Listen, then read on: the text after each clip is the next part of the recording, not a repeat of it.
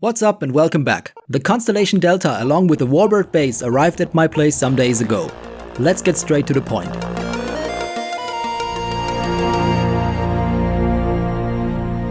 There it is, the first dedicated high-end spaceflight joystick.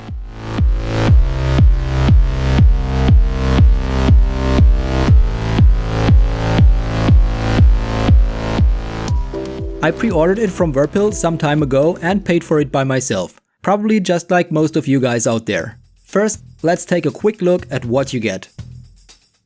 There's one 8-way head at the center and two 4-way heads to the left and right of it. All of them feature a push function, so they act as buttons.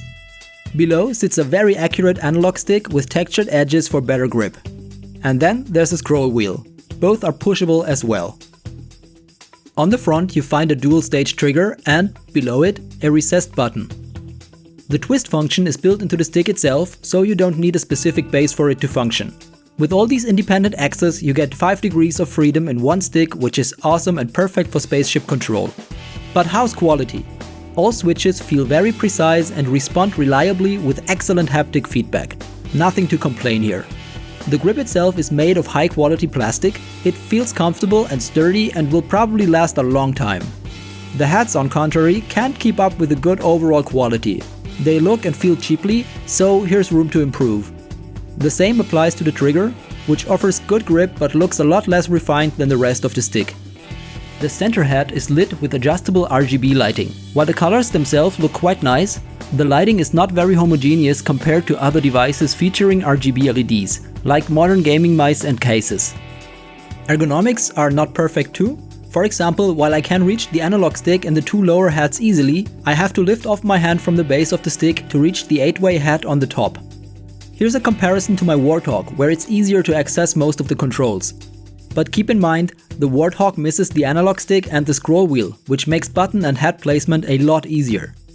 But anyways, if you have smaller hands, prepare for some acrobatics. Here's mine if you want to compare. The trigger and button on the front, on the other hand, are perfectly aligned and easy to access. The recessed button can be pushed without effort but not accidentally. Well done.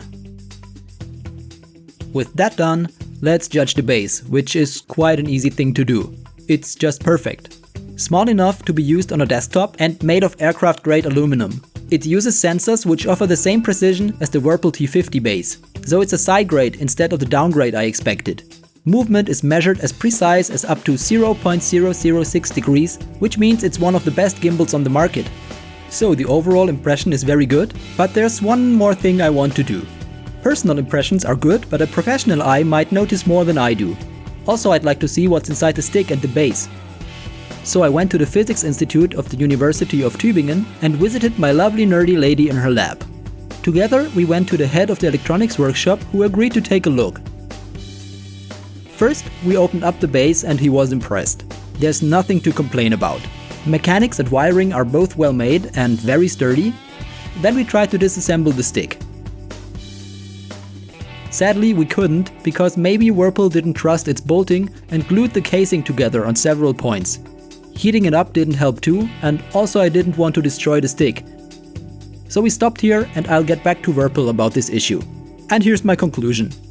The Constellation Delta is an overall great product with some room left to improve. At the point of this review, I consider it to be the best stick available for space sims. But it could also be your go-to stick for flight simulations if you don't like pedals for rudder control. Some people think it lacks buttons, I don't. Especially if you combine it with a throttle unit, there are more than enough buttons for you to bind anything you need. The only thing I miss a bit would be a pinky lever. Another useful addition would be an adjustable palm rest.